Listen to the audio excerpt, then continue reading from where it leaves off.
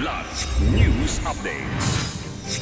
Mga balita ngayon, Philippine-Japan Forces pinalakas ang amphibious defense sa Cagayan sa Balikatan. 68 million pesos na halaga ng hinihinalang shabu na booking sa checkpoint sa Pagadian City.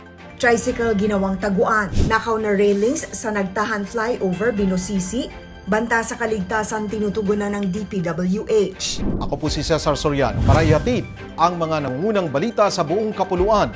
Ngayon, Pinag-isa ng tropa ng Pilipinas at Japan ang lakas sa amphibious counter-landing at landing operations noong April 28 sa Barangay Bagu, Abulog, Cagayan bilang bahagi ng Balikatan 41-2026. Isinailalim sa simulated amphibious threat ang baybayin ng Abulog at Ballesteros na mabilis na nag-deploy ang puwersa gamit ang amphibious assault vehicles at rubber boats mula sa mga barkong pandigma upang pigilan ang paglabag ng kalaban.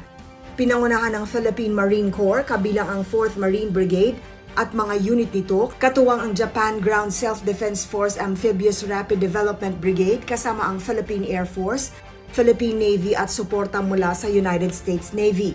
Sinubok ang koordinasyon sa lupa, himpapawid at dagat, kabilang ang beach defense, interdiction at casualty evacuation. Ipinakita ng ehersisyo ang mataas na antas ng kahandaan, koordinasyon at kakayahang depensahan ng teritoryo laban sa banta sa rehiyon.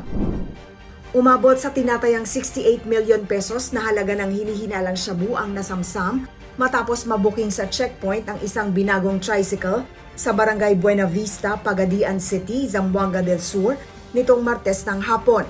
Ayon kay Police Major Jason Ray Gomera, Zamboanga del Sur Provincial Highway Patrol Group Team Leader, pinara ng kanilang tauhan ng sasakyan dahil sa illegal na modification, ngunit nauwi ito sa malaking drug bust nang tumakas ang dalawang sakay at iniwan ng driver. Sa inspeksyon, nadiskubre ang lihim na compartment sa ilalim ng upuan na naglalaman ng 10 pakete ng hinihinalang illegal na droga.